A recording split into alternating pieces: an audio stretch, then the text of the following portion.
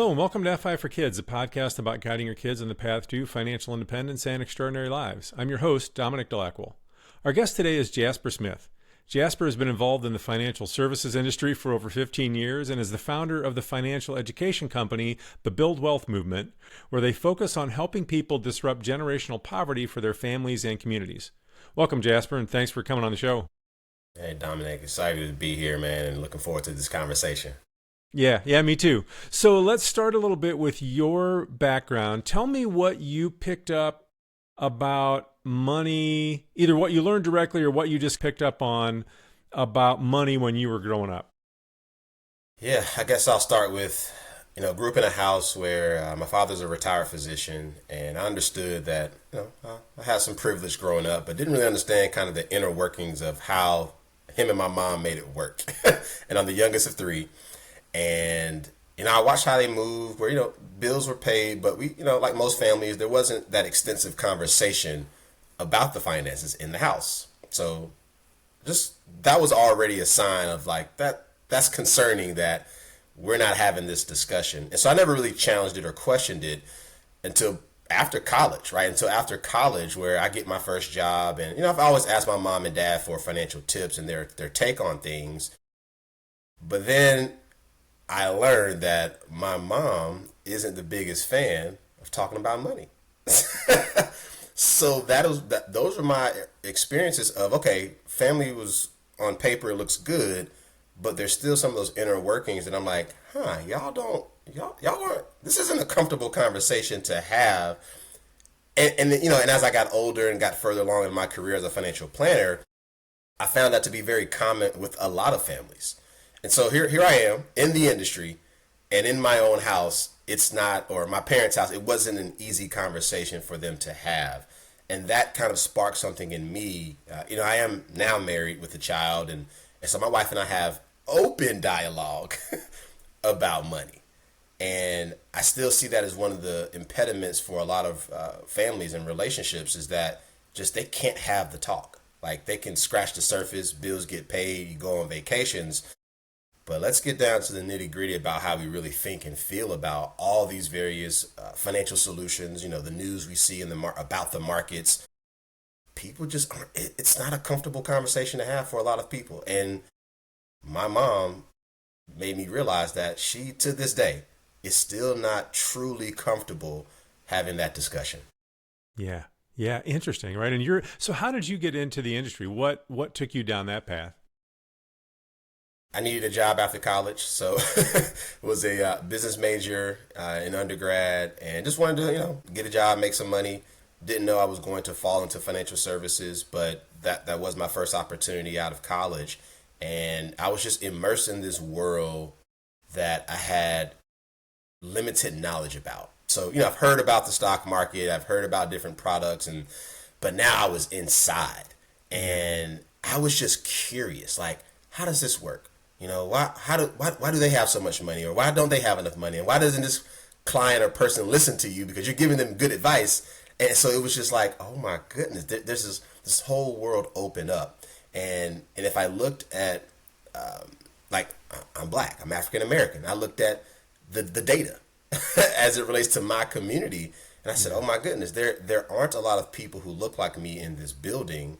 Like in the whole building, like forget just the floor that I worked on, just in the entire building, I was like, that could be one of the reasons as to why my community also still has issues with discussing money and the wealth gap and all that kind of stuff.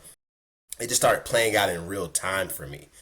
And I just became obsessed with, I need to learn all that I can, not only for myself, but for my family, but maybe, just maybe I can help my community. Like it's a large community, but I felt compelled to try because if I didn't do it, who was going to do it? Yeah, right. Well, because if somebody doesn't do it, right, or if there aren't multiple people like you thinking that, then you know what's going to happen, which is nothing. And it's still a problem. Like I mean, Sure. I'm a seasoned professional at this point, and I still come across similar issues that I encountered when I first became a financial planner. Like the exact same. That's it. That's still, I think that's what also drives me and motivates me to continue to try to spread what I do personally, what I do for my clients. We'll talk about the kids in a little bit. Like it inspires me to continue to keep trying. I'm just one voice, and there are tons of financial planners, advisors, experts, coaches. They're everywhere, and I just want to be that beacon of hope where here's how it should go. I've seen it. I've seen success. I've seen it with my clients. I've seen it with their families. But still, overall, there's still a huge contingent of people in this country who just don't believe you need a financial plan. Don't believe you need a financial plan, don't want to think about it, think, oh, it's something I'll deal with later. They want to have wealth, but they don't think it. I mean, all kinds of weird things. Like, we'll talk about some of that, right? Because it's fascinating to me. The more that I talk to people doing this podcast, just it's like any other relationship, right? It's like people's relationships with money are as varied and complex as their relationships with other people. I'm sure you've seen it, right? A ton. It's really interesting. So I want to back up a little bit, as I took you a little bit, kind of went into took you off in a little bit different place, because I just want to know how you got into that. But I did want to come back and talk about, so your mom didn't want to talk about money, right? Still isn't really comfortable with it. And I think that's a common theme with, unless you grew up wealthy, where it seems like, and I don't know this, I just have heard that they talk about money all the time, right? But if you grew up from the middle class or anywhere beneath that, like, it's still, I think, a common thing not to talk about money. And why do you think that is? Especially since you noticed it and still see it in your mom, and you see it in your clients. Where does that come from? Why are people so reluctant? So I believe there is real trauma and anxiety about the topic. And so there's had to be an experience in everybody's life, like in everybody's lives, who doesn't want to have it. There's got to be a story. And that is one of my goals before my mother leaves this earth, is that I gotta know, man. I just need to know. And I'm cool if she's never wants to really get deep and down and dirty, but I just need to know, what is the story that has prompted you to be this afraid? And it is this fear of, it's this unknown world that I had a bad experience, and so I have just locked that into my brain as, this is bad. I need to just keep living and don't think about the other side, the potential.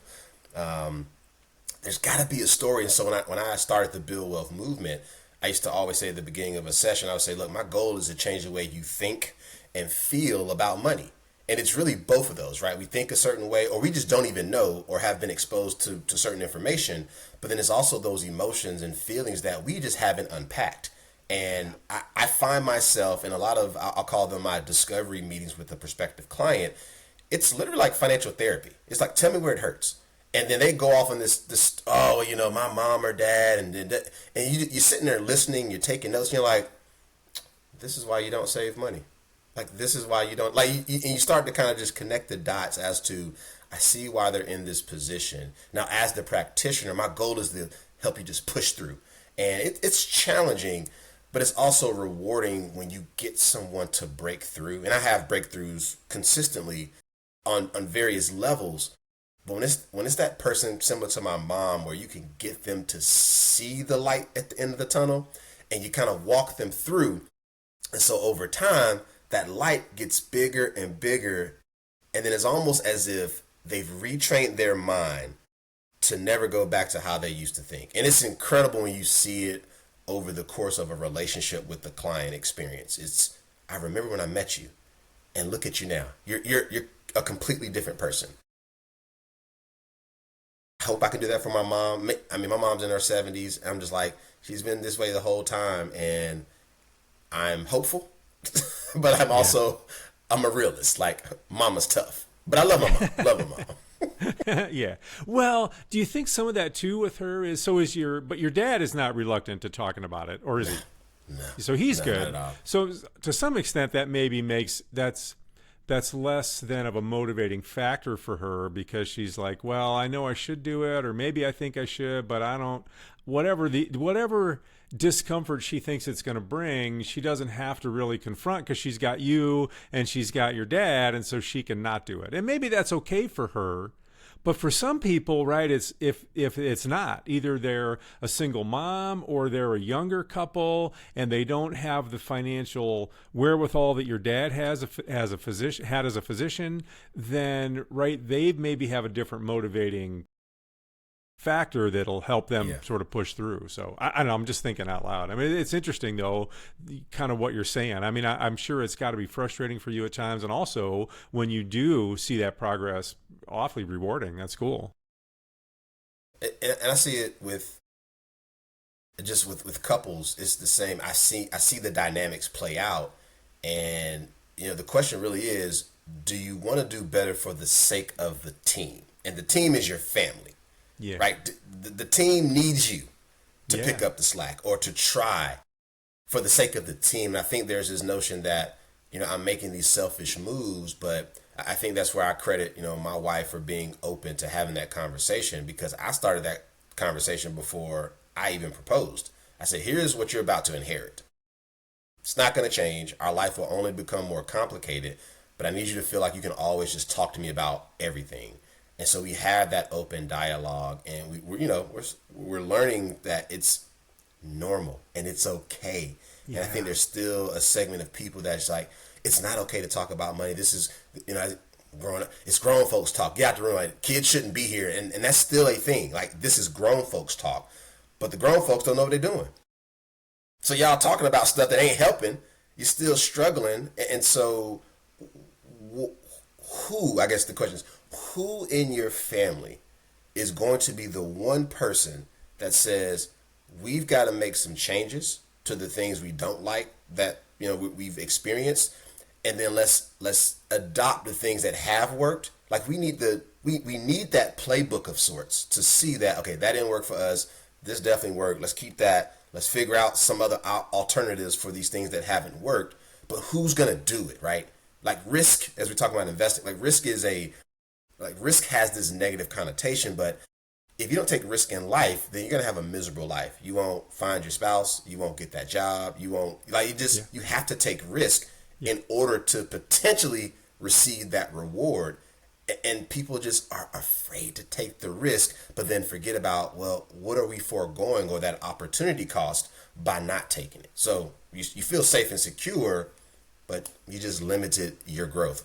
Maybe forever. Well, I mean, and people do have different risk tolerances, but there are different ways to take risks, right? I mean, there's a wide range of risk taking. So if you're more risk averse, you can still take some risk and invest, right? Take advantage of compound interest and do it in a way that's more conservative than somebody else who maybe wants to be a little bit more aggressive, right? But that's where, back to, if you're not having these conversations, if you're not talking about it and you're not trying to learn about it, you're never going to be thinking about any of that stuff, right? And also, you talked about the idea of a team. Your team is your family, right? And I know you and your wife have talked about money from the very beginning, but that whole idea of, well, the family's a team and you're dealing with money, then you've got to wrap the kids into that, and the sooner the better. Because, right, that's how we start as a society to start to change this idea that, oh, money's not something you should talk about. Like, yeah, it is, man.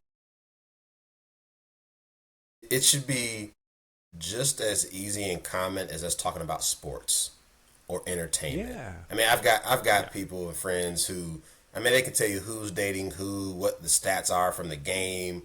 And I'm like, so you have the ability to go deep. But when it comes to your personal finances, you're just like, huh? What?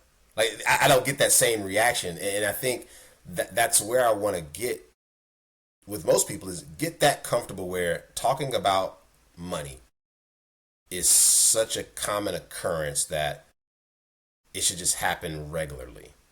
And for the people who can do that, like, they still have other stressors in their life, but the money, the financial stuff, it doesn't stress them as much because they're constantly working on it.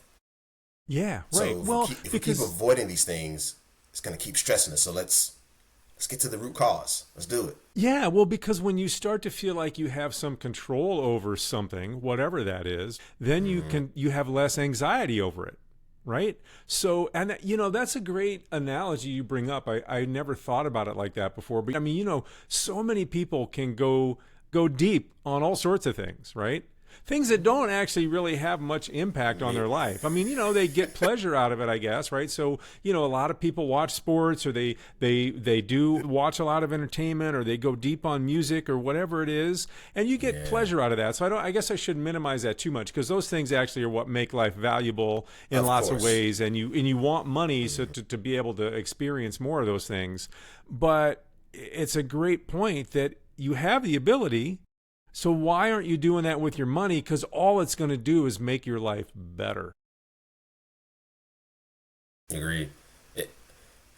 I'm still working on that to this day. That is my every day. I am working towards getting people to that place of comfort where, oh, we just got to have this talk. Oh, it's like you have to do your taxes. Like, we dread it, but every year, and I think because we have to do it, we still dread doing it. A lot of people file late, or right at the gun. But it's like, you have to do it, and because there aren't these have tos with your personal finances, is partially why. Right? Nobody's telling us we should. Well, people are telling you should do it.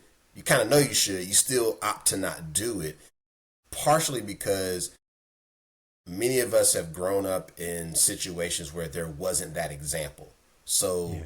An example meaning you can put your hands on, where you can look at the internet and watch TV and do all that, but it's not personal. So Dominic, if you don't have a family member who, let's say, ever owned a house, you don't understand the value of owning a home. So you may rent your entire life because nobody close to you has ever owned. It's the same with investing, right? So if I have like a younger client who is starting their investment journey, well, I always ask, do your mom, dad, grandmother, I always ask, is there another family member who invests? And the answer is usually no. And so they don't even know to explore this world because nobody close to them has encouraged them to try it. It's not what we do. Right. I can't help you there. Yeah. Well, and even if they have family members that just do some small amount in a 401k because they have it at work and they put some little amount in there, but they're not paying any attention, then those kids may not even know, and the family members may not think of that really as investing, right? And so, because again, no one's talking about it, no one's giving it any thought. It's something, if they're doing it at all, that's sort of out over there and way, way, way down the line, and it's not. And you don't have to be, you can be super active about it, but you don't have to be, but you should at least be involved and have some level of knowledge in what you're doing. And that's another cool idea, because it's one thing to be talking to kids about money and explaining to them sort of basic things and the idea of budgeting and having different buckets they put money in and teaching them those habits and skills, and those are all super valuable. But you bring up a great point in it, but also talking about investing and letting them see what that looks like, right? You can, because it's so easy to get online now and see what's going on with your 401k or wherever you've got your money, and start them with it so that they're just comfortable with it from a young age. Mm-hmm. Yeah, you bring up 2 points. I've heard this before, where I've been in a meeting and somebody will say, I've never invested in my life. And then I'll say, do you have a 401k through your job? And they'll say, yes. And I was like, so you're an investor. And it didn't even register that employee benefit is connected to the stock market, which does make you an investor. And that disconnect, to your point, is like that. That's where I'm at with some of the work that I do, is that I just have to educate people on, you're already in the game and you didn't even know. Already there.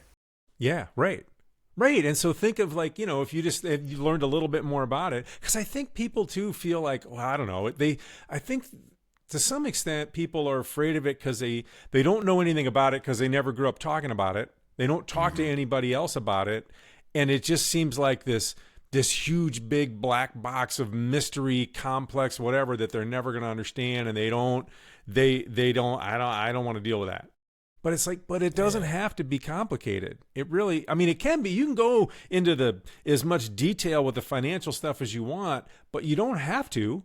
The understanding the basics is not really that complicated, and just about everybody can do that. And then, right, it's two things. They can, take a little bit more active, even if it's just monitoring what's going on, so it just helps them understand, the path that I'm on and where I'm going to be over time.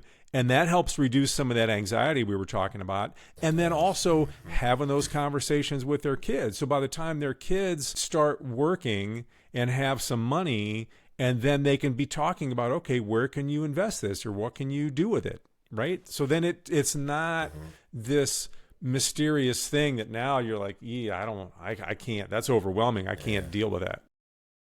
Yeah. Just, maybe I'm naive. I just feel like if I can just reach more younger people across the board, I'll be able to infect their older family members. I always feel that way when I go into an engagement where I know the family dynamics and the mom, the dad, the uncle, the grand, like nobody's just hip to the money game. Yeah. And I always feel like if I get the young person who just becomes a believer, and I have one of those recently where I was doing some work with a nonprofit, and I was just doing educational sessions, but these were all late teens, like early 20s, but they were doing like internships in addition to going to school. And so I'm doing this one-on-one with a young lady, and we get to the very last meeting, and it's just been giving her like the basics, like all the foundational stuff around the markets and budgeting and credit. And then at the very end, she's like, but what if I want to start investing? I was like, if that day ever comes, you just call me or email me. And lo and behold, she did, and started her first investment account. She's 22, works, makes good money for a 22-year-old, and just she's building that foundation that we talked about in the education lessons. And then she said, I've been telling my family about you, and I really think you should talk to my mom. And I said, I can call her if she's open to that, or just give her my email. Mom emails me the very next day. 2 weeks after that, mom is now a client. The mom, and this is when it hit me. The mom said, I really appreciate what you did for my daughter, because she's opened up like that can of worms that we haven't wanted to talk about as a family. I could have shed a tear, man. I'm like, that is why I do this. Like, I got your daughter, early 20s. She's in her late 40s. I said, I got your daughter to force you. And mama was doing some things, but just was all over the place. And so we're laughing about all the financial missteps she's made. But, she's had 3 kids, and your daughter has become the chosen one who led by example. So she told y'all about Jasper. She's telling y'all everything I'm telling her. She opens the account. So it was almost like there's that stamp of approval. Yeah. So I don't have to sell the family. It's just if the family is ready, they know what type of service they're going to receive. So got the daughter, I got mama. And I was like, well, whenever your brother's ready, because he's not doing right. I said, we don't have to force it. He's just going to keep seeing you and your mother, or the mom. They're going to keep seeing what you all are doing, and they're going to get curious. Yeah. It's that curiosity that may drive them to also change how they're moving in their lives and with their finances. That is what I talk about when I mention I'm working to disrupt generational poverty. Like, that is personified in that story. I've hit a couple of generations. I mean, that's what gets me excited. And these aren't like, the large clients that make me a ton of money as an advisor, but I love the relationship build where I'm in this for life. And so I can't wait to see my 22-year-old make it to 25 and to 30 and to 40 and just watch her account do this. Yeah. With no stress, like nothing, not doing anything super risky. We're kind of moderately aggressive, but just she will now have the proof. Yeah. This is how easy it can be when you find that trusted advisor that you can say, you know what, I understand what you're saying. You've helped me, from the very beginning. It just makes sense. I said, you can get way more complicated, but it doesn't need to be this way. And this is how you can get rich and or wealthy slowly. Like most wealth, it takes years or generations to really kind of build and grow. But it's once you get that Once you get that train rolling, oh, it's just, hey, let's just keep feeding it some fuel. Let's keep that train going. And that's how you build it. Yeah. Yeah. Well, because once you get a taste of it and you start to see, oh, right. And then you start to get that reduction in your stress and anxiety about money from having some level of financial stability. You're like, oh, I want to keep this going. And you know what? It's not that hard.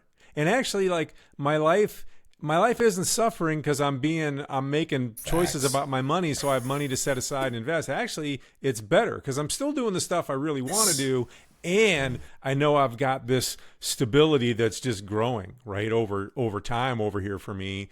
So, like, yeah, it's cool. So, it's really cool. I never thought about that before because, I mean, here I'm so focused on, all right, how can parents help their kids start learning about money, be comfortable about money, move towards FI. But it's a cool idea that, in some families, maybe it's a kid, it's the young adult child who somehow gets interested in this, and then they bring in, right, the older family members who haven't been on top of it. So that's also that's really cool because that's a different angle, but still super important and really valuable. Today's episode is sponsored by Groove, one of the Singleton Foundation programs. Groove is a free web app that helps you master your money one habit at a time. It uses goal setting to help you build healthy financial habits and encourages you through positive reinforcement and bite-sized learning content. It actually reminds me of Noom, except it's about your understanding and relationship to money and your money choices instead of your understanding about food and nutrition and your eating choices. You can find Groove at groovemoney.org, and I'll put a link in the show notes. So thanks to Groove and the Singleton Foundation for sponsoring this episode. So let's then transition and talk more about your idea of disrupting generational poverty for families and communities. Yeah. So why don't you just explain what you mean by generational poverty to start with? Yeah, so there's a formal definition of if there are two or more generations of, let's call it family struggle, then you are suffering from generational poverty. So just think of a grandparent who struggled, now their kids are struggling, and now the grandkids are struggling. So just that transition from grandparents to the parents' generation to the children, and nobody has figured it out financially. And so, again, it goes back to the question of who in the family is going to disrupt that cycle. It's challenging because, again, they're usually going to be the first. There is the most risk in terms of, your family's going to make you feel some kind of way for trying to be quote unquote different. And it's not easy, but there's so many examples of it. And I try to say to people, doesn't that like make you feel bad, like that your family has always struggled? Yeah. And I try to, I usually ask the question, then I pause, because a good pregnant pause with that question is like, just think about, like, are y'all happy struggling year after year, generation? Like, are you happy with that? And it's a sincere question. I'm not casting judgment. It's just, I'm upset that nobody in your family has decided to break this trend. And I think I was sharing this story with you about the grandmother who had a student loan, the daughter has a student loan, and now the granddaughter. And so that is generational poverty. Like, if education is that important, why haven't we started something earlier enough in their lives to help avoid or at least lessen the blow of a student loan? So my client I have a client who's in her 60s who is still paying on her loans from graduate school. And so she had a daughter, and the daughter, of course, pursues higher education. Daughter also had undergraduate and graduate student loans. And then she had a child. And now that daughter, the granddaughter of my client, also has a student loan. And that just, it's like, as much as education is pushed in your family, financial education is lacking. Yeah. Yeah, grad students, right? I mean, so clearly, right back to your point of, you can go deep on stuff, you've got graduate degrees, you're in it, like, education is important. Yeah, then it's like, well, why are you not spending any of that intellectual power that you obviously have on understanding your finances? Yeah. Gosh, that makes sense. That's a good example, man. Yeah. It is frustrating. That is it hurt my, to this day, it still stings, right?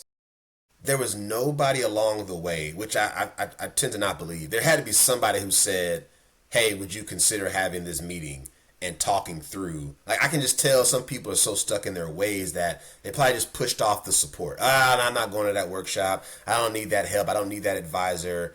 And I'm like, I don't judge you. It's just, you have just never been open enough to come into my world to see these lives of children who graduate college with no debt. Yeah.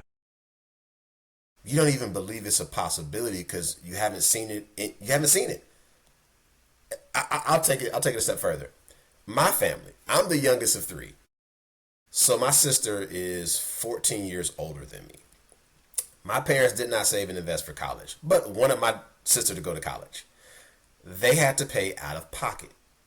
And I asked my mom this, and my mom said, that was the dumbest thing we ever did, is just not start some account for your sister. Mm-hmm. And so there's a 10-year gap between her and my brother. And so when my brother came along, my parents said, let's just start something small, savings account, an investment. Let's just start something so we don't rinse and repeat, right? So having gotten my sister through college, they're like, this is crazy if we don't start accounts for our younger children. So it was at some point something clicked that waiting did not help them. You knew the child was going to school. So to my client's point about education, I knew I was going to college, Dominic, when I got popped out. Hell, probably when I was in the womb, they knew all these kids are going to at least get a bachelor's degree, at least.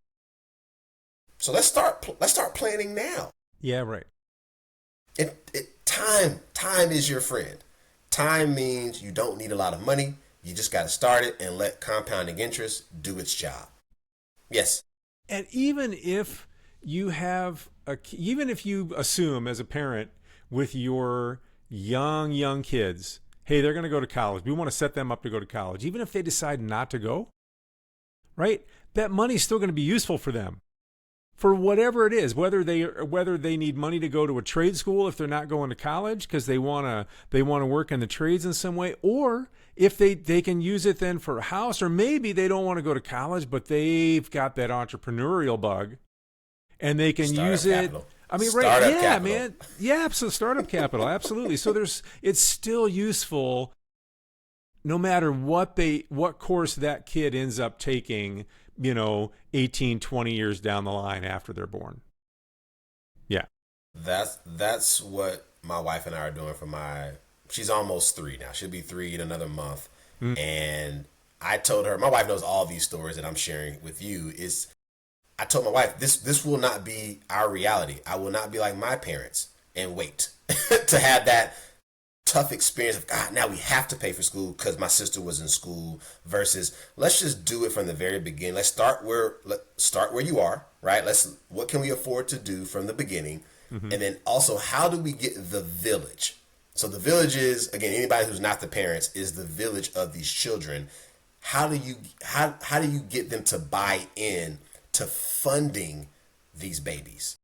So I love my village because not only have they put up their dollars to support my daughter's future plan and all her accounts, but I have just friends who just, hey, what does your daughter need? Money.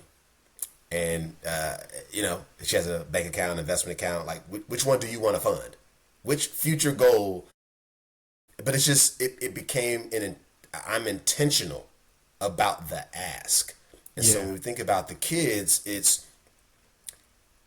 I want my daughter to have the options you just described, where you get to 18, what do you want to do, young lady? And it doesn't matter what she says, there will be funding there to support whatever that endeavor is. Hell, if she wants to take a gap year, and I hear kids do this, right? Wealthy kids take a gap year, go figure out their lives, go backpack in Europe, South America, Africa, wherever in the world, and then they come back, because school's always going to be there. And then they've learned enough about themselves to where, okay, now I will go to school to learn what I'm really passionate about. And I think we're still at this point with our education systems that people feel like it's a necessity, but it really isn't to be successful. You need to learn what it is you need to learn to make said money. But it's not always a 4-year school. It's maybe a trade school, a community college, and again, maybe it's entrepreneurship. So it's really certain families, the only option is going to school. Okay, great. Do we have the money to go that route? I just said, and my wife agreed, I just want my daughter to have options. So that way we let her choose. Yeah. Yeah. Well, and you start that early, right? So that money can grow. So you're putting money in. And it's cool too that just this idea of, because this hasn't come up. We did a whole episode 6, I think, was all about stuff that parents could do to put money in, and parents and extended family members into money for their kids. And so, there's we don't need to go into those now. There's a lot of detail in that episode for anybody who wants to know more about UTMAs or college funds and all sorts of stuff in there. But the point is that, yeah, you start that as parents. And I know you guys started that for your daughter, right? But you can also, you've got grandparents and maybe aunts and uncles or who knows, who are, like you said, who want to help with those kids. You're like, hey, put some money in here, right? And you're, better rather than, hey, okay, yeah, sure, you can still give them a gift for their birthday or whatever, for Valentine's Day or whatever stuff you want to do. But also, hey, dump some money in here, because that's really going to help them in the long run, right? Yeah. Yeah. And you've got to educate them. So I did it with my mother-in-law. So my mother-in-law, again, first grandchild, loves her granddaughter, and she was shopping for her every weekend as a newborn, and I was like, Mama, she can't wear, but she's just a little blob, right? She doesn't need all those clothes. Doesn't need all those clothes. And so I said, look, I love that you want to support us. I said, but let's try something a little different, because how me and your daughter are trying to raise her is going to be a little different. So I said, would you be, and it's all about how you approach the village, right? Because some people, you got to approach them the right way if you want to get the money. It's all about the art. It's an art. It's an art to this. So I said, would you be open to just asking us what she needs? And in addition to maybe making those purchases, would you also be open to providing some of those same dollars for, and again, you have to insert what's the solution, whether you want to contribute to her savings account or investment account, but if you're just willing to do both. And I think a lot of families and parents and even grandparents like, well, what do we do? Do all of it. Do the gift and the money. Pay for the experience and give money. Pay for the activities, the sports, the martial art. Pay for that and offer money, But you have to prompt people, because left to them, they'll just do what they feel is the right thing to do. But it's, as a parent, I want to guide you on how to support my daughter. Like, I need to offer up options. And just so you know, this is my wife's, our strategy is whatever money we receive from the family, half goes into her bank account, and we have a UTMA custodial account. So half goes into the investment account. Yeah. And so we sometimes tell people they have an option, or we just say, you want to give me $100? Great. It's a 50-50 split. Done. If you want to send checks directly to the investment account, great. I'm the advisor on the account, so I will always see the check come in. And one came in last week from my wife's grandmother. And I said, love you, Gigi. And Gigi said, I would just randomly send her money. I'm never going to tell you when. I'm like, gee, I see the alert when the check comes in. But I love her for that, because she was very clear. Here's what I will and won't pay for. But if you have something that's going to give her that leg up in the world, I'm all for it. And it is nothing better to see like a grandparent light up. They will do anything for their grandchildren. Not for their own kids, but for those grandbabies. And I watch my parents and how they engage with my niece and my nephew and my daughter. And it's like, I don't know you parents. Like, y'all are not the same parents.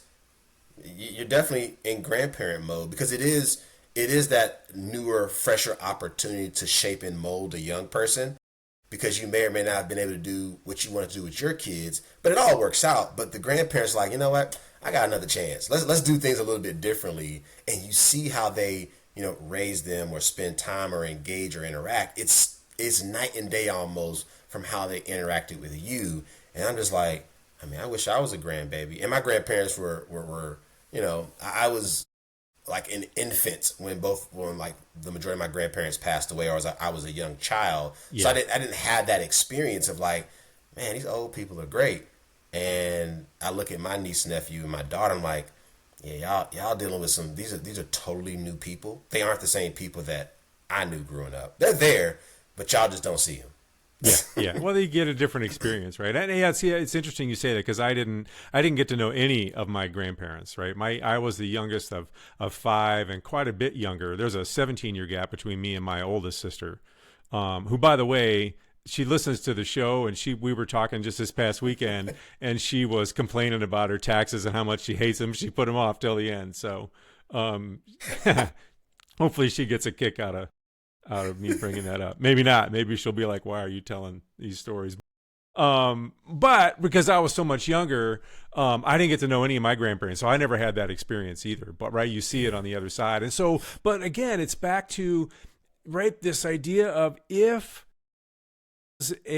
as a village, as a extended family, as a community, if we're not talking about money, then the grandparents, they're not going to be thinking, well, what can I do to help my grandchild that I love so much? What can I do to help them long term? Yeah. So it's cool that you're having those conversations with them. And again, back to your point, the more that we can expand that out, right, and do more and more of that, then the more it just sort of helps all these kids get more of a leg up. Yeah. My goal, and especially with the kids and even my daughter's plan, that I blog about it regularly. Like every year on her birthday, I do an update on what we did, how it's performing, because I want it to become the norm.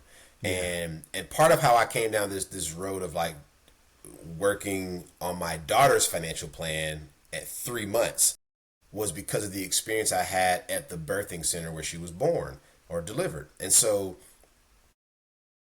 I was in the lobby while my wife is resting with my daughter, and I'm just getting a breather, and I'm like, whew, she's here. Like life has now changed, right? Yeah. And I'm looking at the resource wall at the birthing center, and there's every type of service and opportunity for how to support a new mother, a new family, and it's everything, right? It's the postpartum stuff, the lactation consultants, the you name it, it's on the resource wall.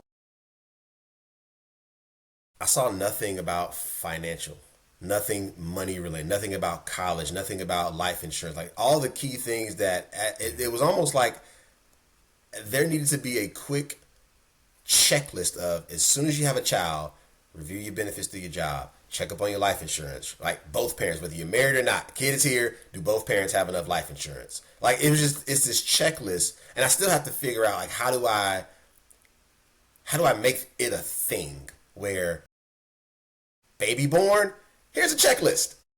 Yeah. Baby born, here's this checklist. Like whether you decide to do anything with it, that's up to you. But just like those other services are pushed at you or onto you as a part of the process, why isn't there a financial checklist that's also a part? Hey, your budget's going to change, food costs, like all your bills are going up because now you got an extra person in the house. Like it's just those, who is helping to coach you through that, because that is stressful. It's bad enough you just had a baby, but as a new mom, and the goal is to really target the mothers, because you're generally going to be out at least a couple of months resting, what do they call it, nesting, being with the child. Like you're just going to be there. That is the perfect time to sort through some of these financial things. Let's do a little bit of financial work right now, so once you get back out into the world, you're good. Like you've started the plan, and now all you have to do is maintain it. And so that was the goal with my wife was, okay, as soon as we get her social security number, I'm opening all of her accounts. And so we did the bank account, we did the investment account, we also did a life insurance contract on her. Mm-hmm. And again, I'm sharing this story in real time on my website because I want people to know that it's okay to do these things. Like, I'm just trying to do a little bit better than what my parents did. That's it. They set the tone, figured some things out along the way, and now I have to one up them. And this is literally how I think. They did pretty darn good. But what else could they have done to set all three of us up for a more prosperous, little things here, little things here? Like when I started working at 15, why didn't they tell me about a Roth IRA? They were around then. They were still fairly new, but I was of age, having earned income. But nobody tells a kid, hey, you should start a retirement account when you get your first job. Like, that should be a thing, Dominic. Just, hey, kid, great, you're making money. Go spend it. Do what you want to do. But we got to invest some of it. We got to save some of it. And then you can go spend the rest. Like, but nobody is building that into our normal everyday lives, where it's like, this is what you should do when you get that first job. This is what we do as a family. And so that's where I want to take my family, is when my daughter's of age and any future kids we have, it becomes the story of, this is just what we do in the Smith household. You are born into this world and you get these accounts. You get that policy. Why? Because it makes sense. And you don't challenge it because you've seen the life that has been presented to you. So you are bought into, I don't even have to question this because it works. I love my life. Yeah. Like, I loved how I was raised. And I didn't want for anything. I didn't get everything I wanted. I had to work, still got to work. But it was, what if they could have done a few more things? And those few more things that I didn't get, well, now my daughter's, hey, that account, starting early. When she has a real income, Roth IRA. No brainer. That's just what we do. Well, and the thing is, right, when you're kids, the thing that you have on your side in the biggest way is time, right? Especially thinking about compound interest, right? So it doesn't have to be a ton of money when your daughter's less than a year old, because man, there's a lot of time for that to compound and multiply, right? And if you start a Roth IRA at 15, even though you're not dumping a ton of money in there, you've got time on your side, Great. right? And if you can teach kids that and they understand that, because they can see, oh, well, here's what we did for you, in your first year of life, and here's what it is now that you're, 15, 18, whatever, when you're starting to work. See what this has done. Now, if you take some of your money and you do that, think where that's going to be. And it's hard for them to think an 18-year-old, well, 20 years is forever away. But still, if they can see it, then maybe they can start to grasp that, and it helps motivate them to put that money in there and continue what you started for them when they were born. Yeah. Yeah. And let me say this too. Now, full transparency. So I had the UTMA account, and I graduated college with no debt, and I proceeded to blow said money that had been saved all those years. It is a pain point when I do a workshop or a webinar where I talk about why it's important for parents to go that extra mile to educate their children on what you did. Now, granted, they say boys are different from girls, whatever, but I was reckless. And I had an advisor, my dad's advisor, who was like, if you need something, call him. And I just did not call him. I thought I was grown. I was I went to college. I'm smart. Yeah. But my dad, and so to this, my dad laughs because I blew the money relatively soon after graduation.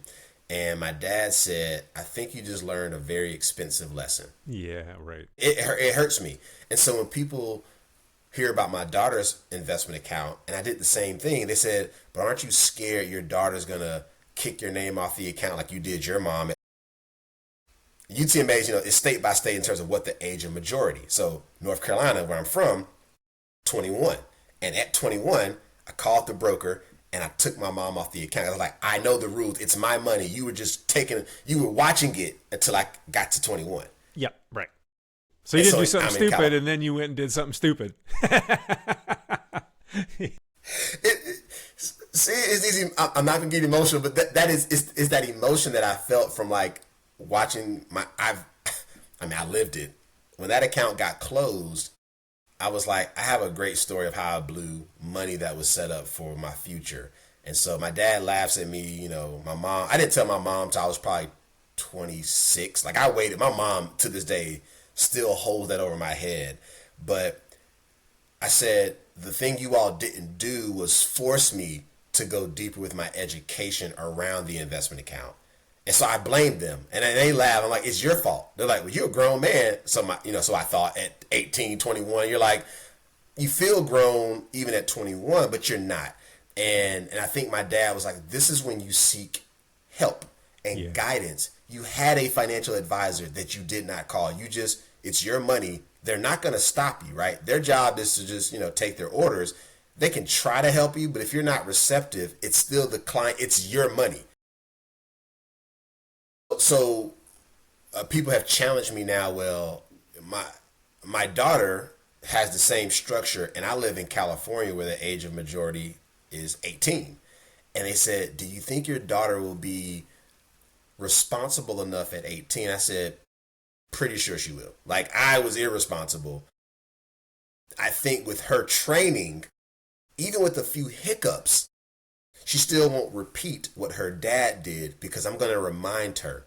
I'm going to keep reminding her, don't do what your dad did. And if you do. Well, and it's also, there's a difference between calling an advisor, right? And yet you knew the guy and you'd talked to him, maybe met with him with your dad.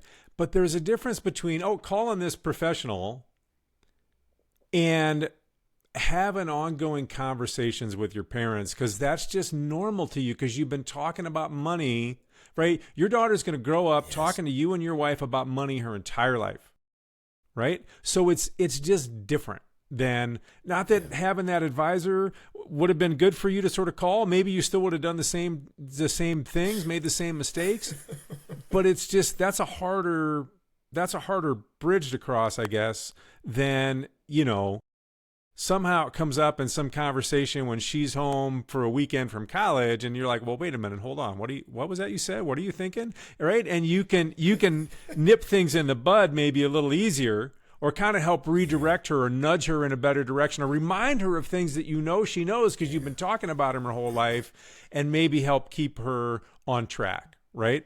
So absolutely. Yeah. But then we're back to, it's so important that just talking about money as a family, right? And just making it the norm rather than this thing that's out there somewhere. Yeah, and Dom, you brought up a great point. So when I was in college, I did have a lot of questions about credit. And to this day, and my mom is a part of my credit journey. My mom is tight with the dollar, like just phenomenal. And I also wrote a blog about her and how she taught me about credit. It was a one-time 10-minute conversation, and my mom debunked every credit myth that I continue to hear to this day. She was like, that's wrong, that's a lie, that's not important. Just do this and you will always have incredible credit.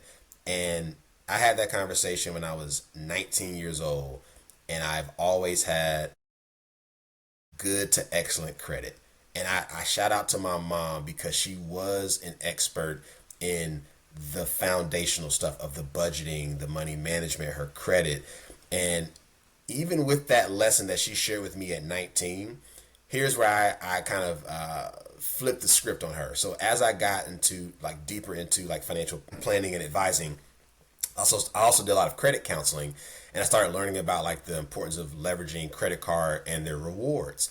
And so I did a talk, and I shared the talk with my mom, and she was like, I never thought of that. So the lady that taught me the credit game didn't get the information about rewards cards. And my mom, from that day forward, she was like, I only use credit cards to go get gas, to go get the grocery, and they get all their cash back. And my mom was like, that was a great tip, son. And I was like, will you take investment advice now from me? Can we talk invest? I tried to butter her up. She was like, nah, I'm good. But that is a real story of the lady that taught me how to have A1 credit. It's A1, always been. Even when I've had setbacks, I knew how to keep it in good standing. But she taught me that in a 10-minute conversation. So I'm taking all these life experiences like anybody else does, and I'm just trying to share with my clients, hey, I too fell victim to some things, but here's how I came out of it. I started to seek counsel. I started to appreciate those who I had seen, again, my parents. I watched how they moved. I didn't know all the details, which is why I still had those hiccups. So to your point, had I had some more extensive, in-depth conversations, maybe I don't blow that money. Maybe I don't. But to my daughter's credit, to your point, I want to have those small conversations when I'm like, what are you talking? What? That's wrong. No, no, no. Here's what you do. And it will always be a thing that she can do with relative. Well, my dad's a financial planner. Like my wife's an entrepreneur. She's really good with money. So it's like now you've got two people who are never afraid to talk about money. And if I don't know, let's go look it up together and learn. And now with YouTube, and so like I show my daughter my videos about, she's like, Daddy, what are you talking about? One day you're going to understand because it's going to be on the internet forever. Like even these podcasts and shows and interviews, like this is the repository of, in case you were curious about how to build the strategy and the plan for yourself or for your kids, this is the record. So me and you will be long gone. And like I say, just hit up episode 25 with Jasper. Here's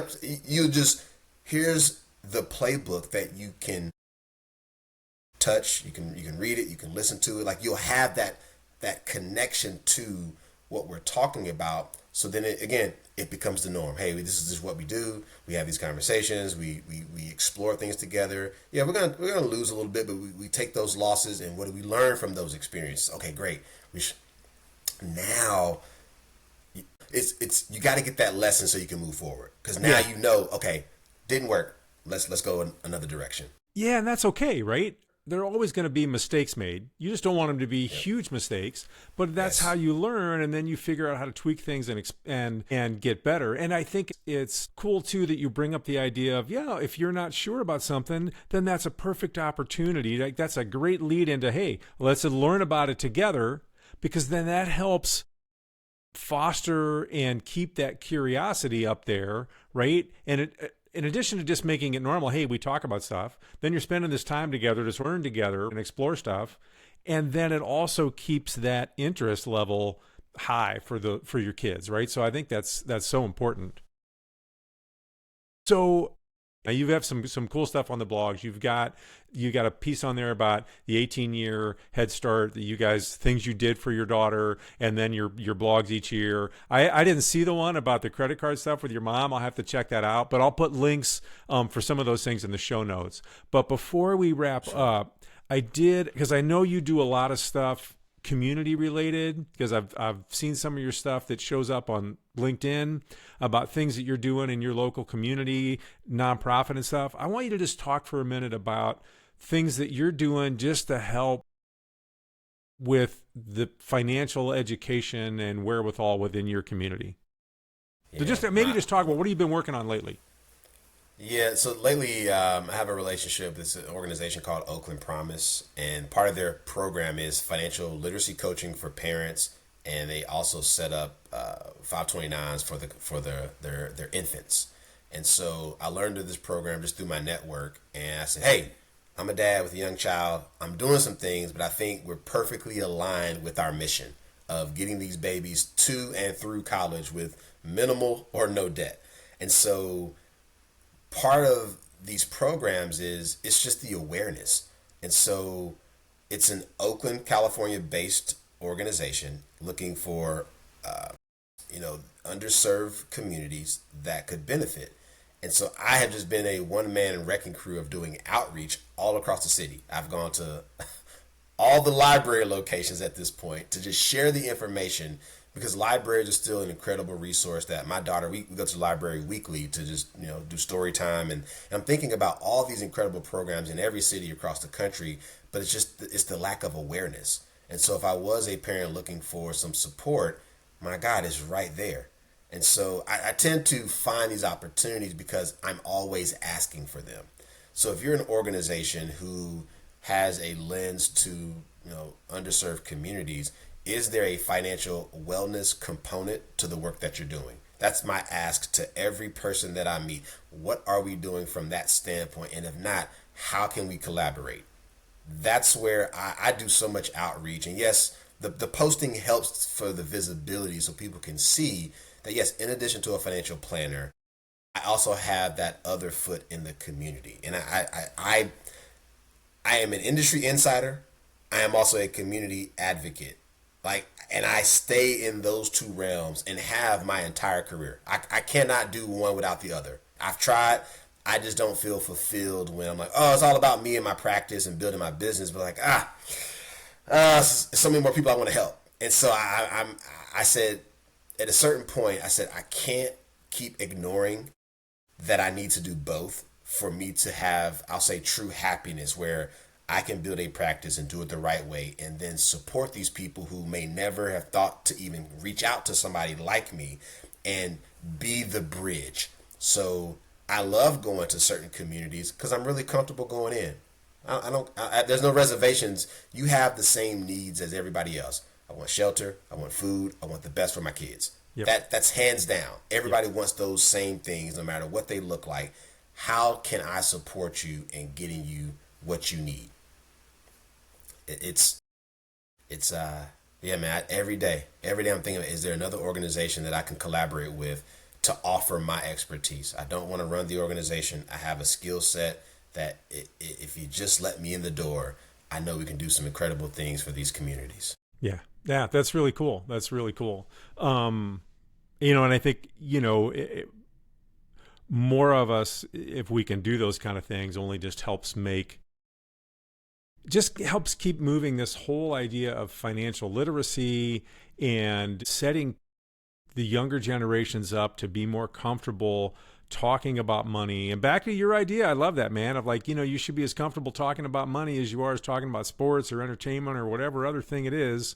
It should be the same with your money. And if we can get more and more people doing that, think of the difference that can make, right? Because when you've got that financial stability and you're moving towards financial independence, it just gives you so many more options in life and also just less stress. So I think that's great, Jasper. That's cool that you're doing that stuff.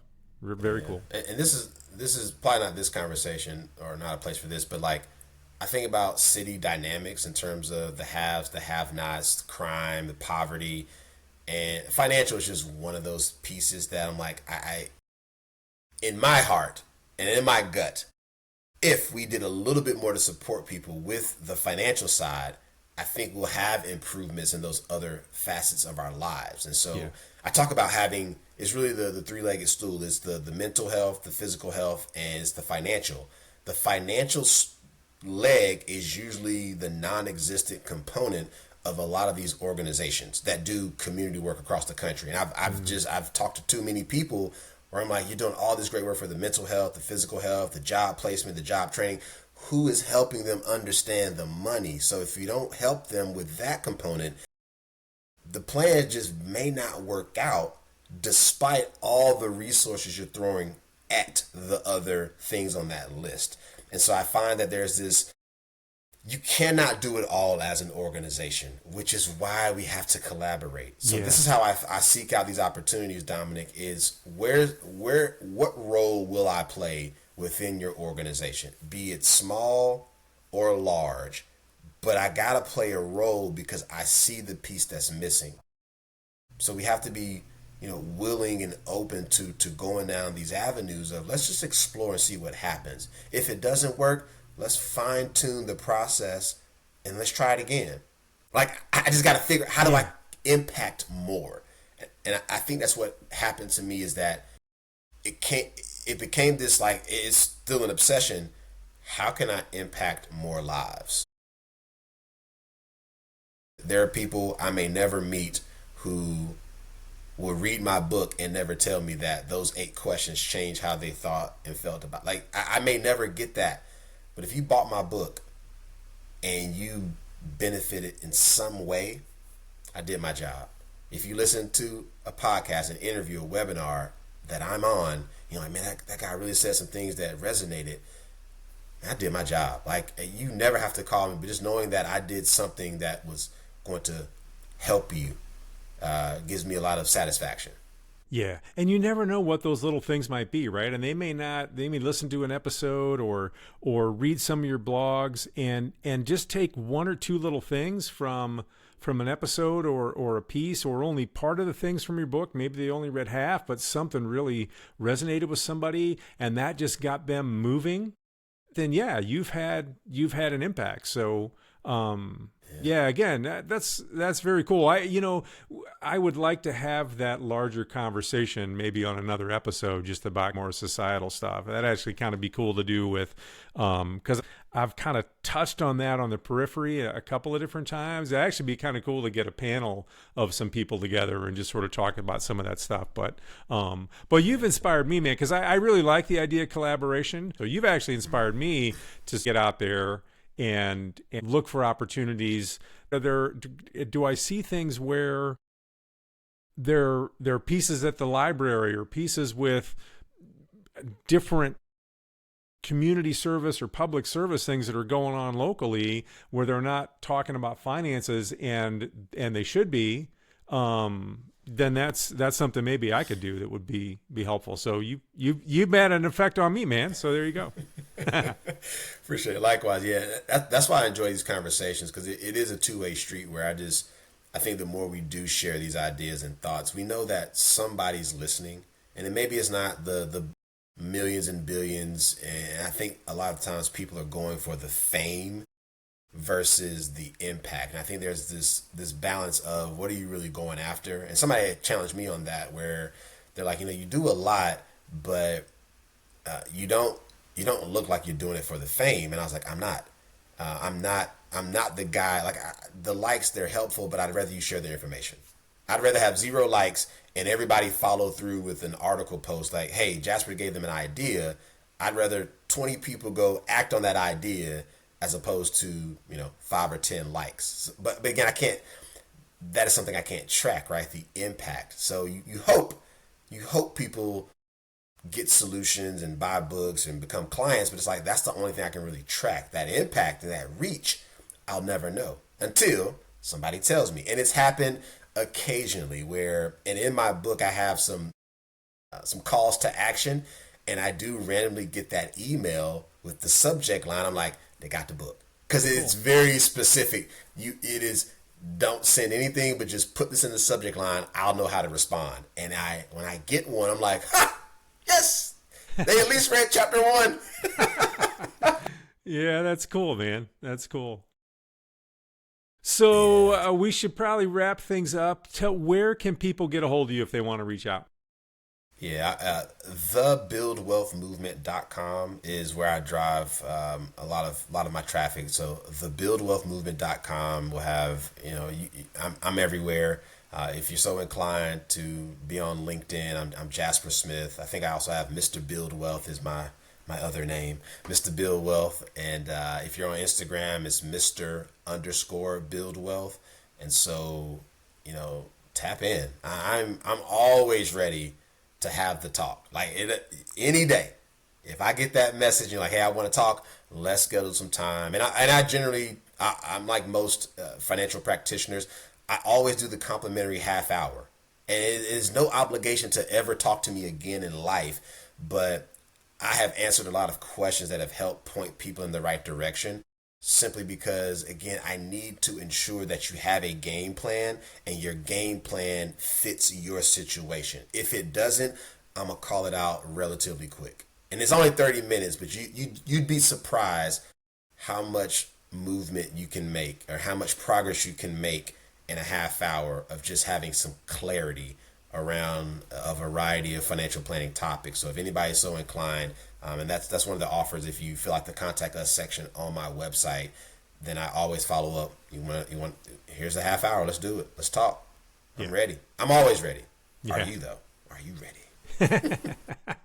All right, I'll put all that stuff in the show notes so people can just click it there. Jasper, great conversation, man. And you're doing some really cool stuff, so thank you so much for coming on the show. Absolutely, Dominic. Thank you so much for having me.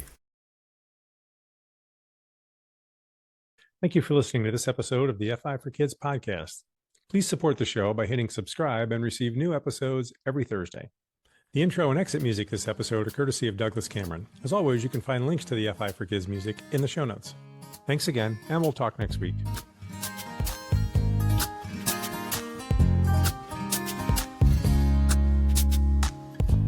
You're like the horizon. I can't reach you, you're so far away. And if I run,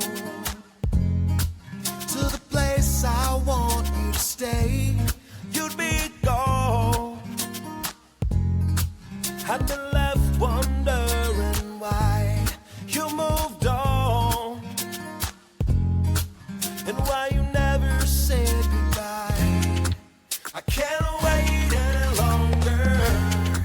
I see the writing on the wall. It's time for us to say, tomorrow we are yesterday. Tomorrow we are yesterday.